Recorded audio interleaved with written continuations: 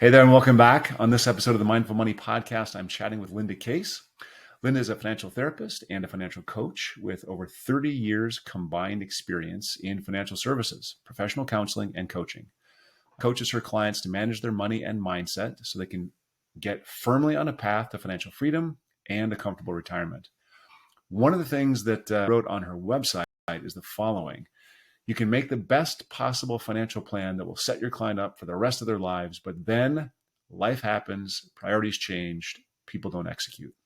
I have found this to be so true, and I am looking forward to this conversation with you today. Linda, welcome to the Mindful Money Podcast. Thank you. Good to be here. Yeah. So where do you call home and where are you connecting from today? I call home Philadelphia, Pennsylvania. I've been here actually about 10 years, so this feels very much like home now. Yeah. Where did you grow up? Not all that far away. I haven't left Pennsylvania, so it was more the state capital, but very different. I wanted to challenge myself talking about making transitions and, moving things around in life. I left a very secure spot and where I had a financial services agency and decided to challenge myself and move to the city and see what city life was like and also go full time with counseling. So where was it you grew up? Central Pennsylvania. So Harrisburg Central. is the state capital. Yeah. Okay. Harrisburg. Harrisburg. Yes. Harrisburg. Oh, this is terrible. My wife went to college in Pennsylvania, and it's either Bucknell. Is that where Bucknell is? Bucknell is like Lewisburg area, Lewisburg. which Oh, little that's all good. it's one of those burgs. All I knew was one of those Yeah. burgs. I understand it's a very good school. Yes. Yeah, it's a great school. So I'm curious. I start most of these conversations out this way, and I kind of want to get to what did you learn about money and maybe small business, growing up in Harrisburg, Pennsylvania? Oh my goodness. Well, I didn't learn much at all, to be honest, because my father was a Lutheran minister. When I turned 7, he had left being a teacher. He was a math teacher and he felt called to the ministry. So he was not financially driven, let's just say. And my mother was also a school teacher. So we lived in a parsonage. So our housing was taken care of. So I didn't really get inundated with like business knowledge, like somebody who may have had a business owner as a parent. I learned about things very differently, but I definitely, what left an impression for me was my mother ran the household and she paid the bills. And, when we talk about money beliefs and when I work with clients, it's like, what did you hear growing up? And I often remember her paying the bills and saying, well, I have to rob Peter to pay Paul. And it was funny because my father's name was Paul. I never thought of that before. But so, it was just that, we have to live on credit in a way. And definitely, no, we can't go to this store to buy school clothes. We have to go to Sears. And, I kind of dug my heels in on that. And I didn't understand, how they manage money. And even, with my dad's spiritual bent on everything, when I got into the insurance industry, we had already built our house and had a couple kids. And I was just, had this desire placed in my heart for something bigger, move on, give the kids more, each their own bedroom and things like that. And I remember staying at the mailbox and my father was like, it's kind of like, when are you going to get filled up question, which I understand in a spiritual way, but also, it was like a shameful thing to want more. So yeah, I've always had that push pull of like, I see you can do better, but should I want that? Is that really the right thing to do? So, I mean, I understand why clients struggle, in this area, depending on, what their, beliefs that were stored into their subconscious mind were. Do, We act from. do you think that the lesson you learned from your father is from that old parable, the rich person, the eye of the needle, heaven? Do you think that's where that comes from? Yeah, it You definitely. think so? Yeah. And what money is the root of all evil, but it's actually the love of money. Love of money. A Yeah. love of Yeah. money. Yeah. So I didn't know this about your background, and I know we've talked before, but I didn't catch that. But my grandfather was a Lutheran minister. And when he died, I remember distinctly the whole family coming together and, after he died and talking about, he had invested well. So he didn't have that same kind of belief structure that your dad had. And I remember the thing that I wanted that he left behind was his sermon notes. I Oh, have like a whole box of his old sermon notes, like 50 years of sermon notes, which is what a- kind of neat. Yeah. very, very cool. But my dad also grew up very poor. Even though their family owned a jewelry business, they did not do well in New York State. So, Yeah. yeah. Yeah. So can you point to like any specific childhood experiences with money or conversations about money that might become a part of your money story later in life? Oh, definitely. I remember, and it was more as a late teenager, going shopping with my mother, and my mother loved to shop and she loved clothing. And so we were walking through, I believe it was John Wanamaker, and I said, "Oh, those shoes are so pretty." And she said, "Well, why don't you buy them?" And I said, "But I can't afford them. I can't pay for them." And she said, "Well, just put it on credit." And I was like, I didn't even understand what she was talking about. And I was like, "What?" And she goes, "Yeah, you just open up a credit card and like you buy it." And it just, I had no perception of what that whole world meant. It was just, but later on, I started to do that, and it really did affect me and like the decisions I made because they were based on, well, I guess, mom says it's okay. I guess that's what Mm, you do in life.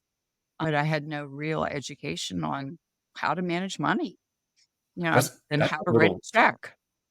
yeah, that's a little scary. I mean, the idea that, because you already said your mom was, the phrase was have to borrow from Peter to pay Paul, right? So your mom's already using credit to buy stuff, and she's just sort of indoctrinating you a little bit into the shopping culture. And hey, you can't afford it, don't worry about it, just put it on credit. Open up a store credit card. Oh, Yeah. that's kind of scary. So how long did it take for that experience to translate into a belief? And then what is the belief that it translated into? Well, it's a belief, I guess, became it's easy to do this, and you Mm, can deal with it later.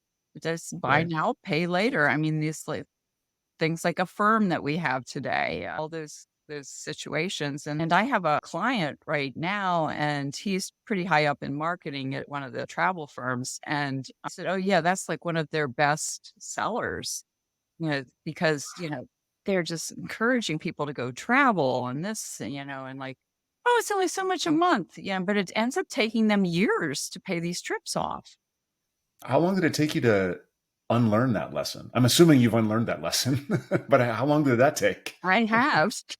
Oh, it took me many years of trial and error. And it was like unconsciously too, I knew like this is not a way to live.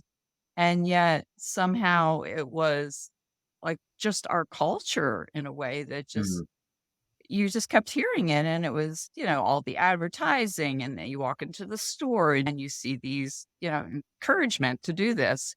So I had to really get very aware of what I was doing, and it was like, I can't keep living like this. So, and I didn't have the tools back then that I do now, that I of use course. energy psychology to change Yeah. beliefs rapidly. But and I watch my clients do it too. It's like you go into debt, you get out of debt, you go back into debt, you get out of debt. It's like, okay, when is this going to stop? Because it's like the subconscious mind is 95% of what we're operating from, the limbic system. And Yep. it shows in the brain scans when people are making a decision where it's coming from. It's pain and pleasure is what we're either going towards something or we're like avoiding the pain of it. So the pleasure would be, I want to enjoy this now. Oh, I can buy a new sofa. I don't have to pay for this for at least 90 days. But the problem is, a lot of those cards is they're what banking on you not being able to pay it off in that stated amount of time. And so they're going to collect, whatever double digit interest rate they can get. Was it did you develop sort of a natural understanding, hey, this isn't going to work? Or was it a traumatic event that kind of unlocked that knowledge? Well, it was pretty much a natural, I just noticed like we couldn't get ahead no matter Mm, what. And I was like, what are we doing here? So, yeah, I definitely, and I did seek out before I got into this field more, I did seek out coaches and they couldn't seem to really address that. It's like they were more interested in, like, did you have a large amount of money to invest? Because they didn't Mm, want to deal with, like, I would actually go and it's like, would you please work with me on my spending plan or something like that? And they're like, I went to financial planners. And this is before I got in the field, and it's like, "What are you doing here?" So I always had this interest in it, and yet I couldn't, like, fully grasp what was going on because I didn't have that knowledge of limiting beliefs. And, right. and all I had was the upbringing that I had, and just like everybody else has, you come in with these core set of beliefs, and until they come to awareness and you're saying, looking at your life and you're saying, whoa, this is a problem. And like, do I want to address this or do I want to like push it back down and wait till it springs up again? Or no, maybe I just take a quick dive into it and it's like, oh, better now. And then you're like, it's like the alcoholic who says after a year or so of being sober, it's like, you think I can have a drink, and next time, whoosh, they're off to the Yep. races. And I Yep. have seen Down that the with hole. my clients. Yeah, Yeah. very So, scary.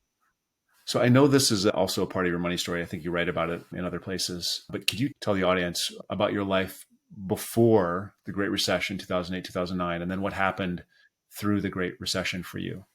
Okay. Well, oh my gosh, there's too much story for before, but I owned an insurance agency and I'd say early 2000 or so, I went through a divorce and decided, wow, I would, what am I doing here with my life? And I decided to go back to grad school for clinical psychology. So I got my master's and pretty much finished the PhD. And then I actually juggled both for a while because I owned my own agency and I had a really good agreement with my office manager. She, for most part, ran it and I would do counseling part time. And then I would also run the operation. But then when 2008-9 hit, I wasn't fully aware of what my company was doing. And interesting, since our conversation before, it came to light. I went online and did some research.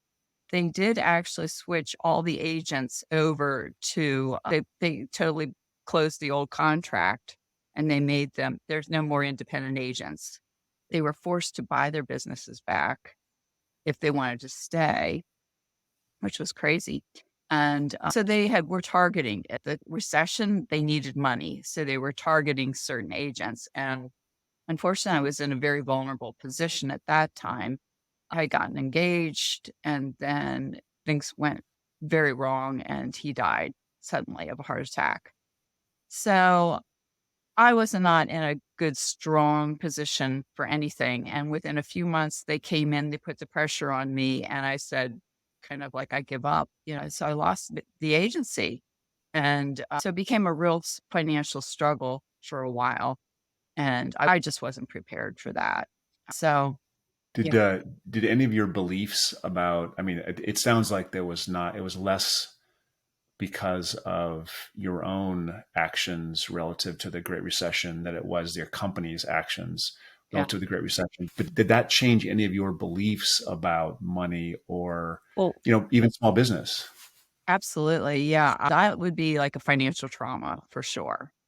Yeah, And when you're in that kind of trauma, you cannot use your conscious reasoning mind too well. And right. so everything became survival based. Yep. And I made one bad decision after another. And looking back, I was like, wow. Even though occasionally I went to advisors like attorneys and things, accountants for help, I don't even know that I got great advice then. So I did not get myself set up very well during that time. So it became more the thought of this could be very risky.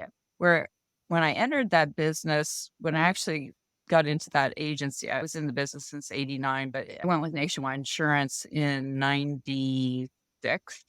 So I was there about 13 years. But I remember when I jumped into that, I had no fear.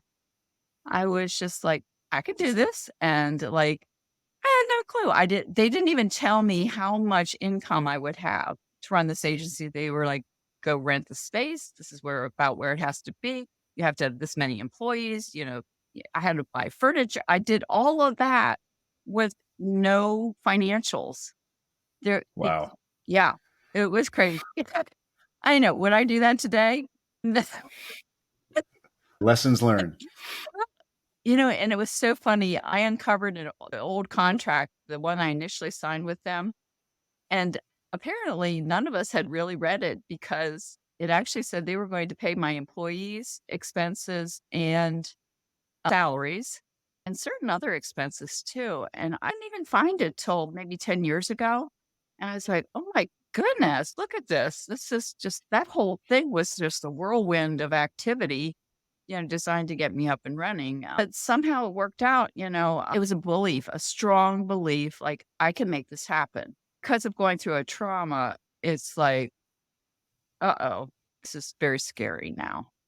And you never returned to the insurance business, right? Now it's coaching and therapy and one-on-one. Okay. Yeah, Yeah. definitely.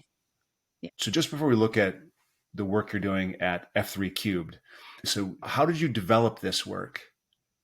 And how long did it take you to develop this coming out of the loss of the agency? Okay. Well, the idea, the seed of it all started to percolate back in the early 2000s, somewhere around 2003, 4, when I was working in my PhD at that time. And I thought, wow, wouldn't it be interesting to put these two fields together? And I searched around online and I couldn't find anything, Yep. and so, I kind of waited out. I kept looking, and finally a little coaching program popped up and I actually went to it out in Denver. And then the Financial Therapy Association came into existence, which I was one of the original members of.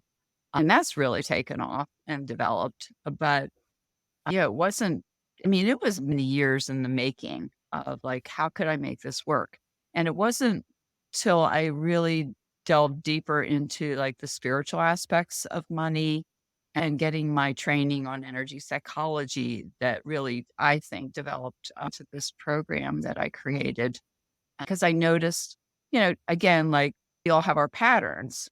And if you don't change those patterns, your mind goes right back because it's that groove, that Yep. neuro, plasticity that takes you right back into this is the pathway that we operate from. And if you deviate from it too far, it wants to pull you back into balance. So when I found like Psych K and emotional freedom technique and hypnosis, which I'm all trained on, it's like, oh, this doesn't have to be painful. Like we can change quickly. The important part is knowing what you want. So it's like bringing it first to awareness and then saying, looking at your life, well, what don't I like about my life right now? Well, I'm in debt or I haven't saved or like I'm never going to be able to, whatever those thoughts are you're having. And if you just shut down, like you're going to keep going on the same route that you've been on. But if you like open up and think, well, there's a possibility that I could change. And if I just identify some of these beliefs that I have, and sometimes you don't even have to know what some of these subconscious beliefs are.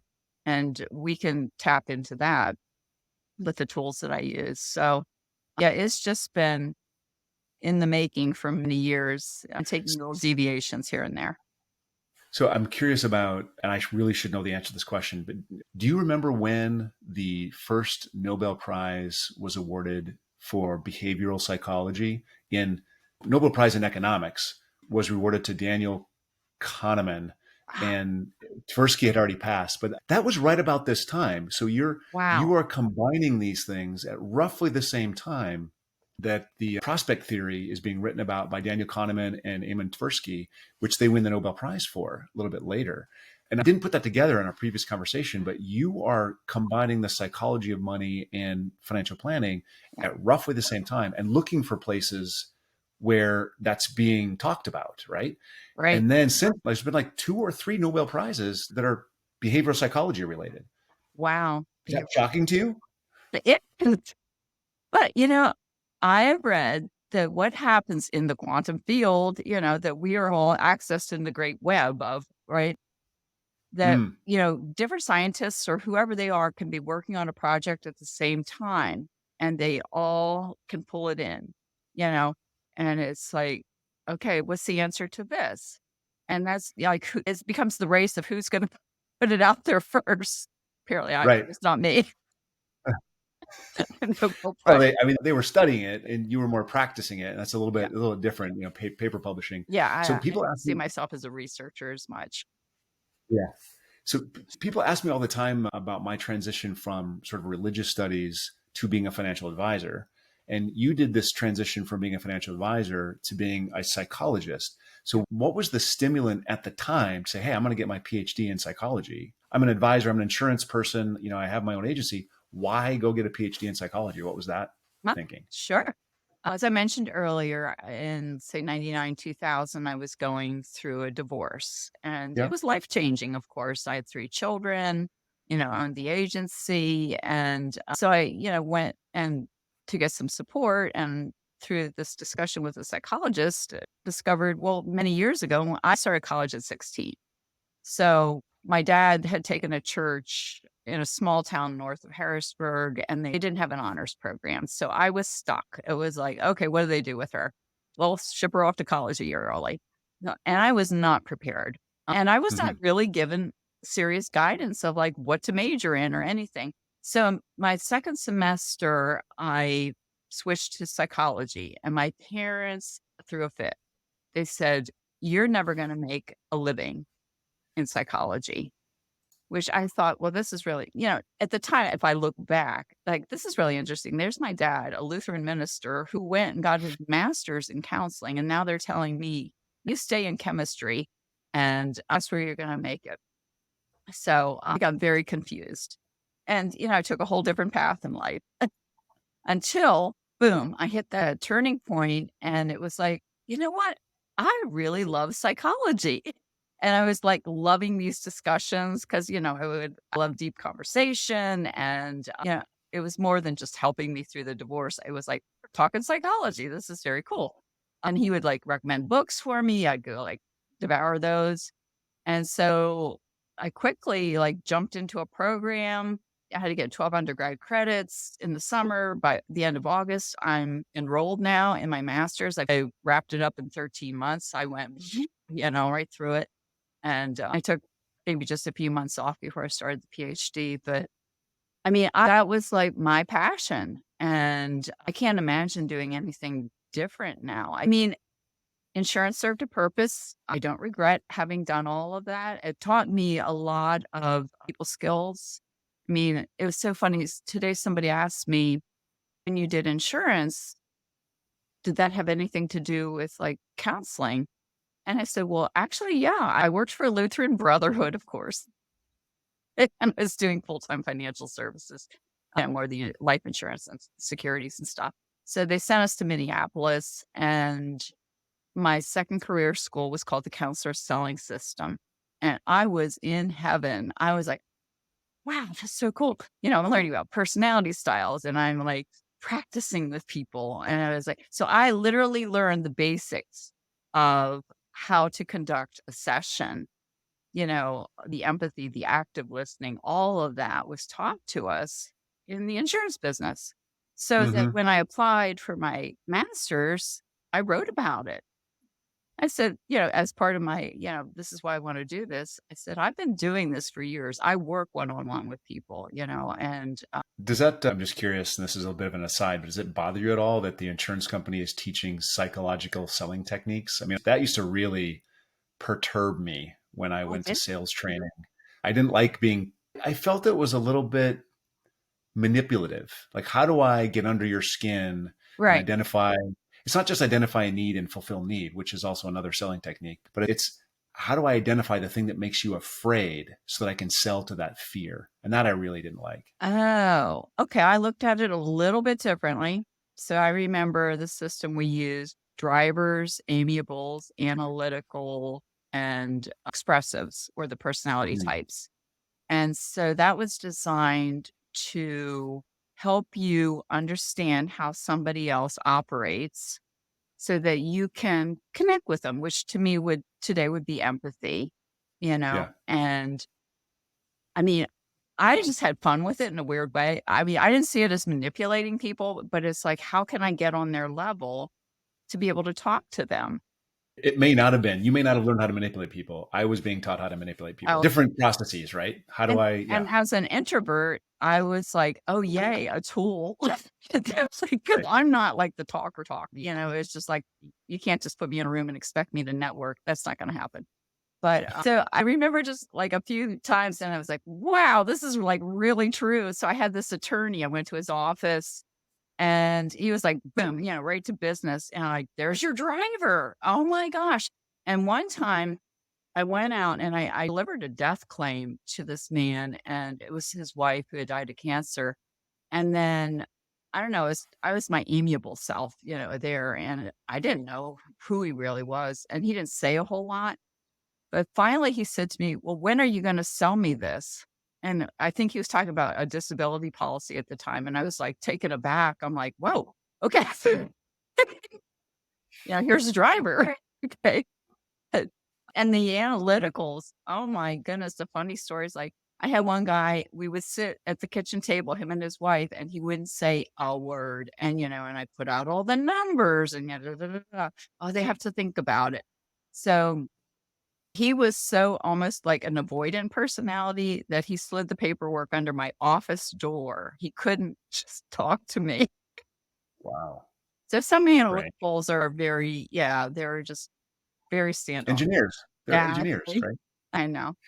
I know that today you work with female and women business owners, right? Can you paint the picture of, I know the statistics are kind of staggering about successful businesses, and you actually talk a lot about micro businesses, people being unable to escape the label micro, like it's always small, it never quite grows to build wealth for the family. Can you talk just a minute about the statistics around successful female entrepreneurship? Yeah, I mean, it's a small percent that breaks out of that micro business mold, and I just have to attribute that to a lot of belief that we have been brought up with, that we don't speak up for ourselves and don't go after, and like always busy taking care of other people, whether it's family and I even got caught in that trap. I remember saying to myself when I owned my insurance business, I have to take care of Jill. Jill was my office manager. And it was like ingrained in me. It's like you take care of the people who work for you. I felt responsible for her life, like in a weird way.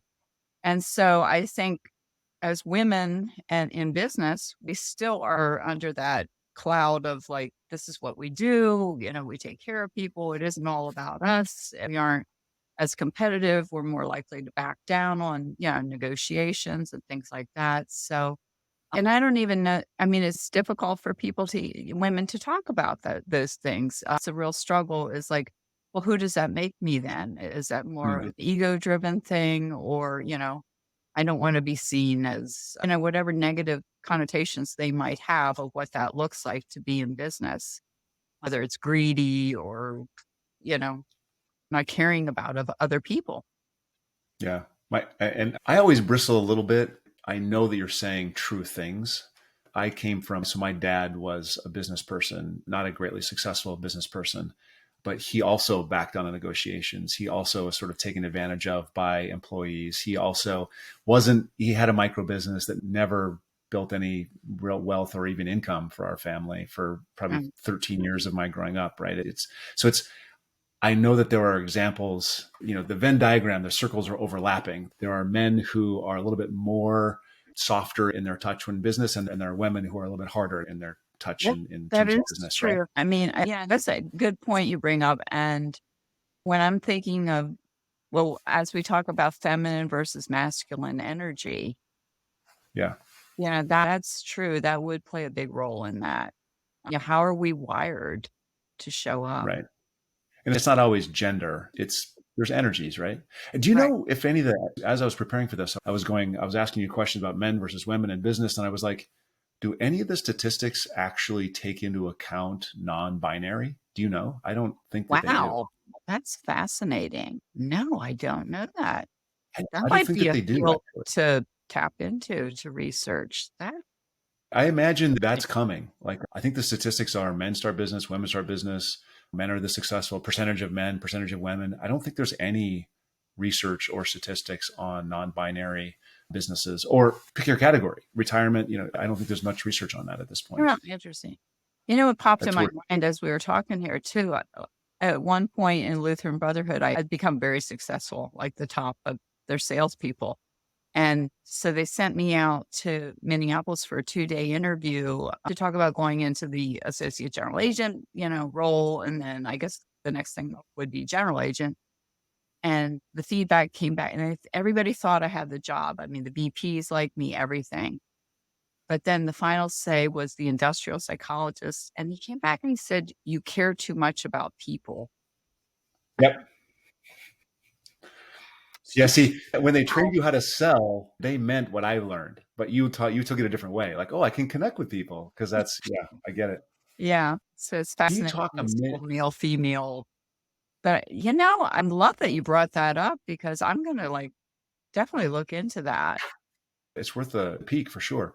Can you speak a little bit to the conditioning of limited beliefs? You just touched on it a second ago, and I want to make sure that we bring it to the fore. I know you work with a lot of women and those conditioned limited beliefs. Just talk about how women are conditioned and what are some of those beliefs. Sure. Well, we all are conditioned, male, female, and it Sure. starts at a very early age, like under age 5 or really 7. 7 is when you start to develop the conscious reasoning part, the logical part of our brain more, the neocortex. But before that, we're pretty much walking around in almost a hypnotic state. So it's like the alpha theta brainwave state that when I take somebody into hypnosis or even do it to myself, you can get there quickly. And so kids are walking around and they're like little sponges.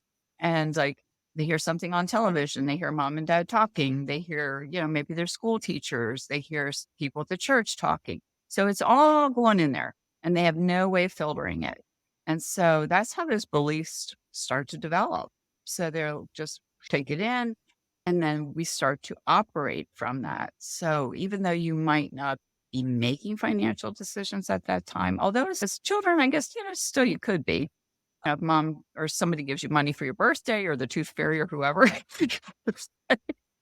What are you being taught? I mean, it's all of that is that programming.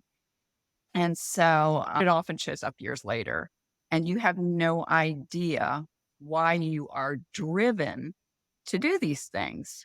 Why do I want the big house or the fancy car? And now we have social media to thank for so much more of our programming because, Yep. you know, as I was growing up, that wasn't a thing at all. I mean, granted, we were still absorbing so much in there, definitely sitting in the living room listening to my mother pay the bills. It's like, oh, okay, don't know And what's there our were fees. catalogs. I mean, there were catalogs of stuff that we wanted when we were kids. That was the Go through standard the mail. catalog, circle what you like. Oh, yeah, I remember Yep. the whole thing. And so, oh my gosh, this is so funny that we're having this conversation. Now I still do love catalogs. Oh God, I hate them. I hate them.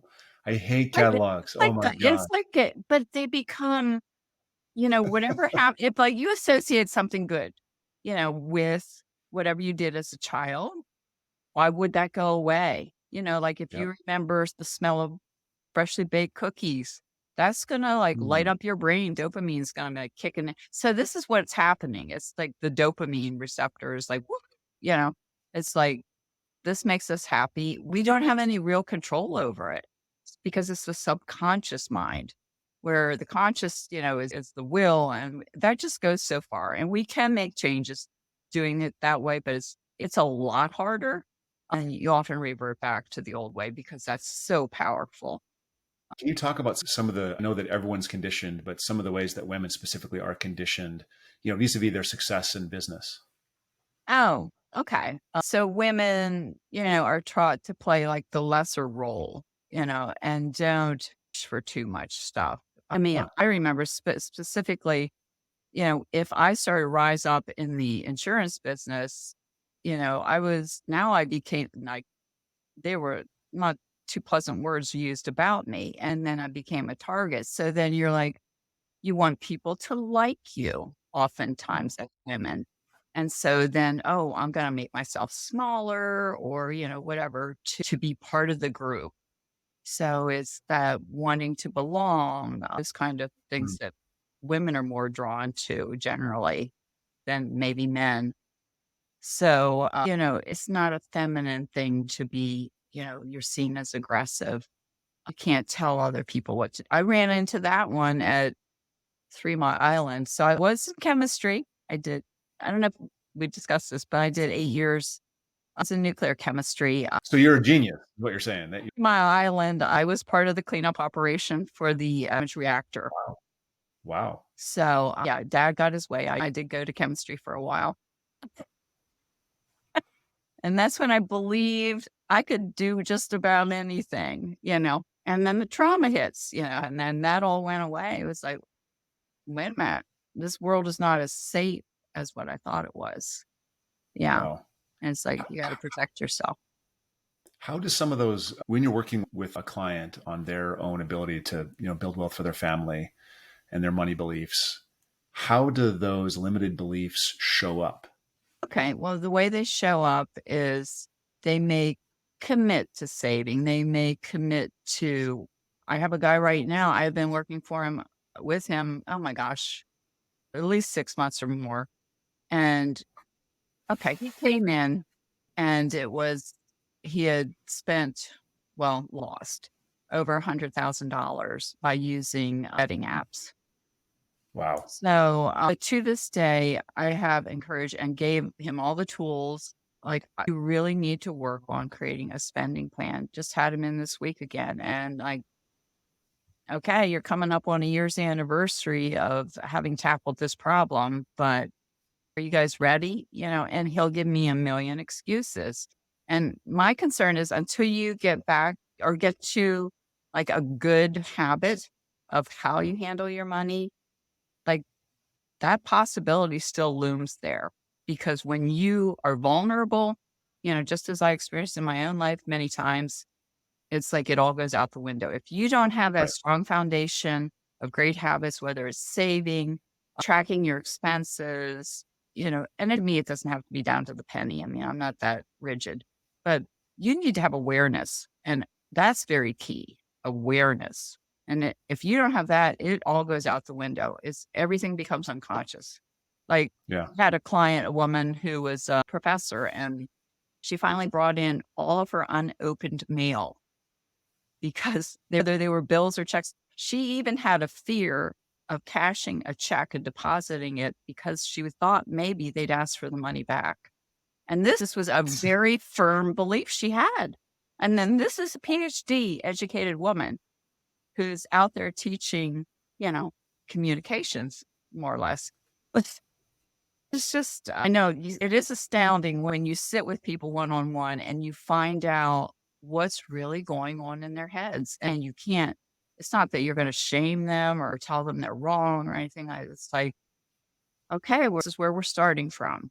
And it's in your awareness now. And you want some support on this? I'm here for you. Right. I know this is a bit of an aside, and I want to loop back to the energy work that helps people speed through this. But just before we go there, I had a client once tell me, everything's fine. They're great friends of mine. We're social together. They're lovely people. I love them. And then like a couple of years goes by and they don't tell me that they're building this credit card debt. They're living on their credit cards, and I see their finances and I see, oh yeah, everything's great. But I don't see all their spending. I don't see the spending. If I can't see it, I can't help with it. And so there's an amount of shame around money. Absolutely. They're close friends. I've worked with them for 20 years, and they hid their use of credit cards for 2 years.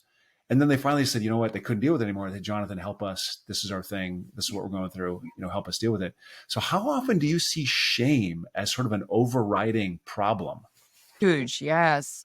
I mean, even if I have clients coming in and it's not specifically money related, we end up having those discussions. And I think I have helped them feel safe having that conversation with me. Thank goodness.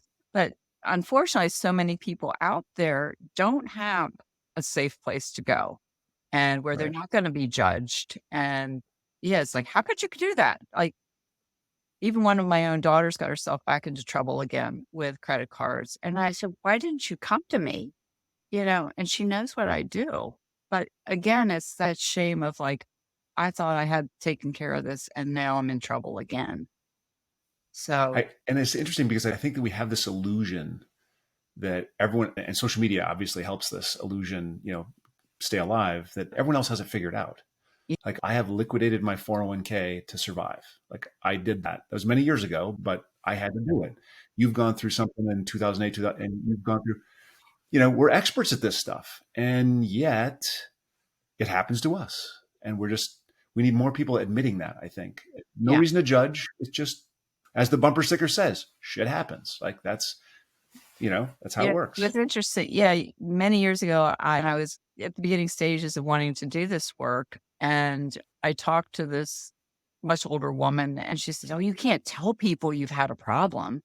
I was like, Totally. wow, and that stuck with me and that put the shame back on me again. And I was like, Yep. but it feels so freeing for people, and how can you get beyond it and make good decisions until you have freed yourself of that shame? So it's like, can you forgive yourself? So forgiveness is a big part of the work. And whether I like to use this Hawaiian forgiveness prayer, Ho'oponopono. It's like, "I'm sorry, please forgive me. I love you. Thank you." So you can forgive yourself. You can forgive others. I could forgive the company who kind of did me wrong. So it's just because everything is energy. And so when we feel that shame, all these negative emotions, it's keeping us stuck and it doesn't allow us to really shine our light out into the world and become all that we can be and help others too. So it isn't just about creating your own financial wealth or freedom plan. It's like, how can I be a role model to others and say, it's okay to do these things, but you can get back on track or you can find your way if you've never been there before. Yeah. Yeah, I think you kind of, by being honest and saying, "Hey, I screwed up here," by being a professional in the industry and being honest about it and admitting your mistakes and admitting where you've sought help yourself, I think you can then sort of be the light that enables other people to say, "Oh yeah, I did that too," or, "Oh, I don't have to feel bad about that," because obviously this happens to lots of different people, right? So we give each other permission to make mistakes and learn and get better and recover from them. So And I remember years ago, one of our general agents saying to me, a lot of the agents get themselves into trouble because they don't set money aside for taxes. That can come up to some pretty huge tax bills. yes, I've run into a few of those, not just with agents. Every small business owner I Oh, know who doesn't set it aside. They're like, "Oh my God, I forgot about this whole, FICA tax," right? They forget that yeah. piece. Yes. To both sides, right? Both sides. Right. Hey, we're running short of time, and I want to make sure that we leave time to talk about the energy process, Oh, because okay. Sure. you know how I'm a little bit skeptical of anything of energy, but I will admit that hypnosis actually did change my life when I was a kid. Absolutely improved my life. So I do believe in hypnosis. It actually had a huge effect on my life. So I'm hugely positive, and it doesn't sound like there's that much difference in what you're talking about. So please explain the energy tools you use, and you're opening something up in the brain that allows it to shift. Right. So I'll give you my own hypnosis story. And I entered the insurance business in 89. I was like, well, this is great. I'm an introvert and I don't think I want to do cold calling. I can't see myself doing cold calling. So how am I going to make it? So I was like, I could do workshops, but I'm really afraid of public speaking. Like, okay. But my dad had just been to a hypnotist to stop smoking. And so I got in my little head and said, oh, I should just go to one and get over my fear of public speaking. So I did. I marched myself off to this woman. And so we worked on it and she gave me a little card. I'm a great speaker. I was to go home and I literally laid on my bed, watch the ceiling fan go around and I do all my little things with my fingers, you know, and repeat my little affirmation over and over, get myself in the hypnotic state. And then one day she says to me, and we only had maybe 3 sessions together. And she said to me, I'm going to give you a gift. And so she handed me a card and she said, I make $100,000 a year. So this is 1989. And I'm like, Yeah, not buying it. I just laughed. I was like, okay. But way to make this energy psychology, all of this hypnosis work for you is to have an open mind, right? And so at that point, I had an open mind and I'm like, why not? Okay. So I went home and I did my little thing, and I plugged in that new thought, this belief of I make $100,000 a year. So within 2 years, I was making $100,000 a year. And something had to get switched in that brain of mine to allow that to happen. So whatever these beliefs, that I work with people on, I could never do that, or money, burns a hole in my pocket, or I can't save, or I'm never going to be able to retire, whatever those thoughts are coming in, whether I use hypnosis, which is definitely more in-depth work, or I can use Psych, which is balancing the right and left hemisphere of the brain. We put people into a balance. I literally contact their subconscious mind. I can either do through muscle testing or another method I use. And then first we have them say the statement out loud. So I'm asking, does their subconscious mind actually believe this or not? And oftentimes it's no. And then I ask, I can't go into great detail about what the balances are, but it's been developed over time. It's been well tested and researched, and they do work. So we put through the balance, have them, for certain ones, they repeat it in their mind over and over again. And then I test, is it complete? Bring them back out. They state it, with meaning. We say with meaning and conviction now. Do you believe this? Does your subconscious mind believe this now? And then oftentimes we will get a yes. Sometimes you have to put an action step into it. So with financial work, that would make sense. Whether, it's easy for me to create a spending plan, whatever it is they need to address in their life, it can be done with energy work. And emotional freedom technique, there is a lot of, and I just went to the energy psychology conference at the end of May, more and more research coming out. The APA doesn't really, they're very protective of what they do. And they've often looked at energy psychology as, sort of woo-woo, which is probably what you've been referring to. But there is enough evidence. The Veterans Administration has approved it for use with PTSD for that. Very effective for pain relief. There's just so many uses for it. And, when you just look at the body as an energy system, doesn't it make sense that things can get stuck in there?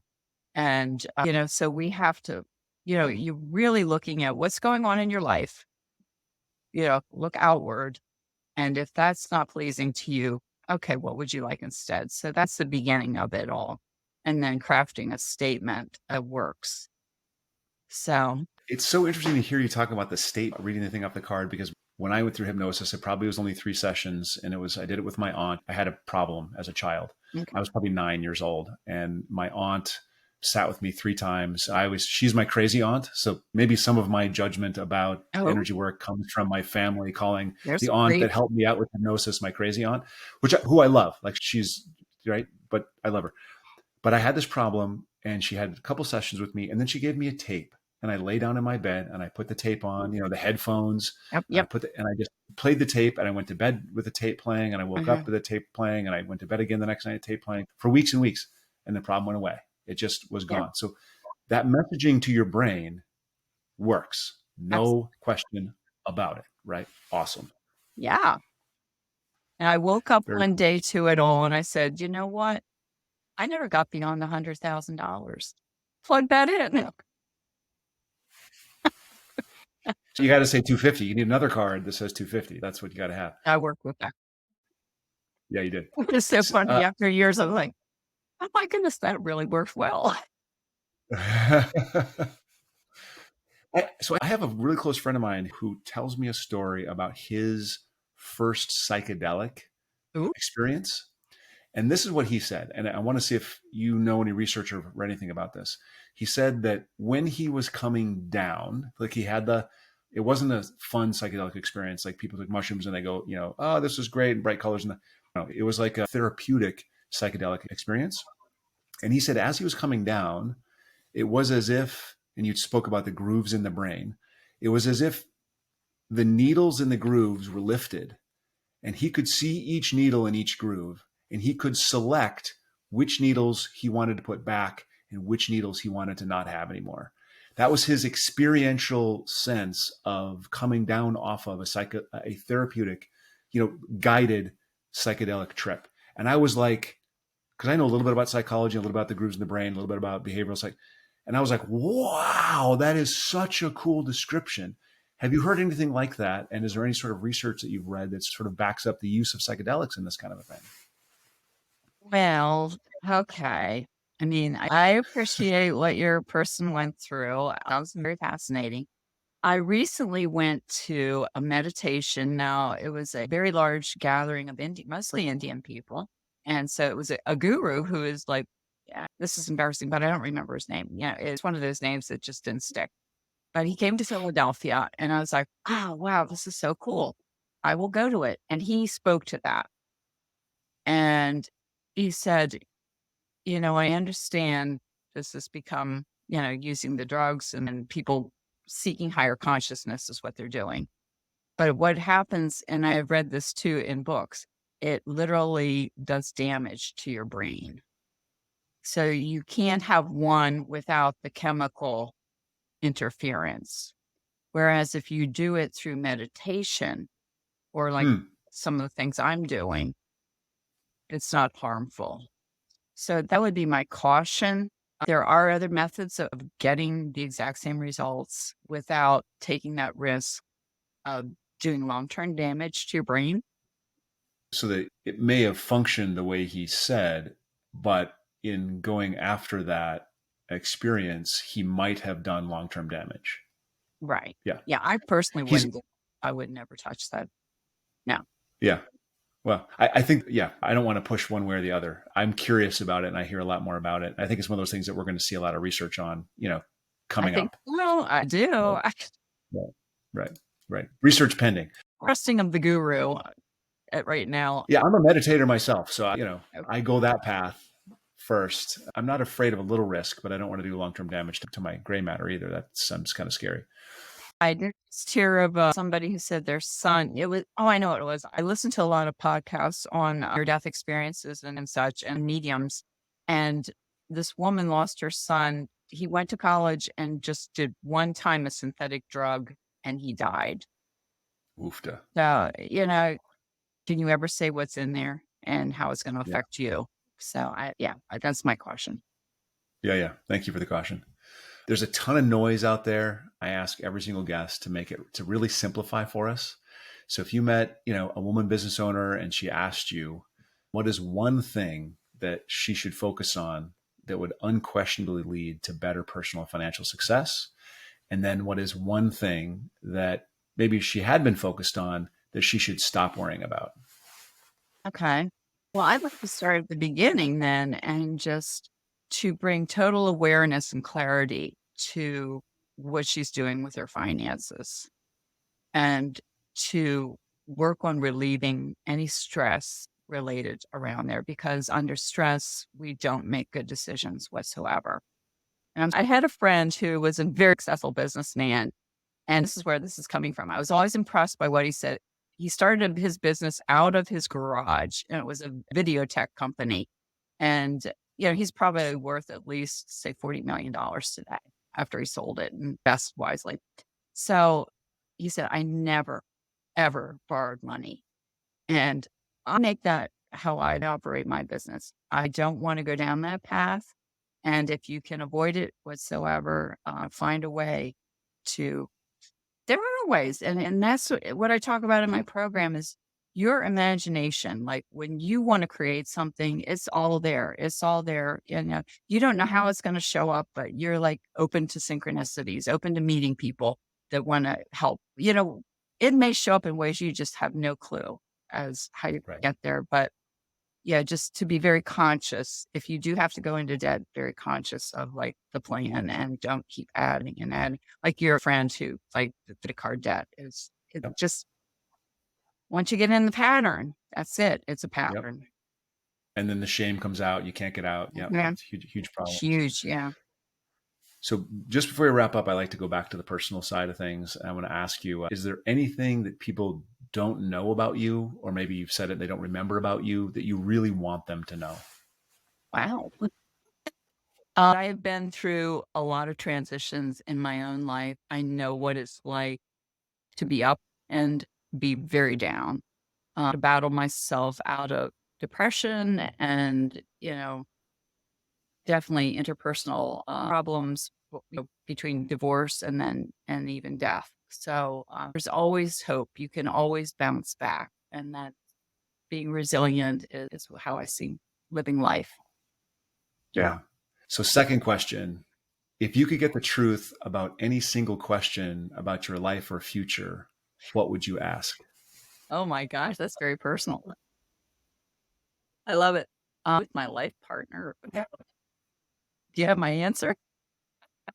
I can't answer it. Now the world knows the question, There, which maybe the life partner will show up. that is the question. I put it out there So because I have a wonderful life and I just want to share it with someone.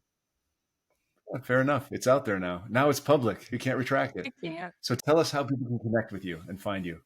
Connect with me. Feel free to text 267-377-7349. I tend to lose emails. They get lost in a big pile. So I respond to text messaging, and I'm happy to have a consultation with anyone. What's your website? 3-cube.com. Okay, great. It'll all be in the show notes so that people can reach out and find you. Linda, thanks so much for coming on. It's been a real pleasure. It's been eye-opening for me, and I look forward to just staying in touch. Okay. Me too. Thank you.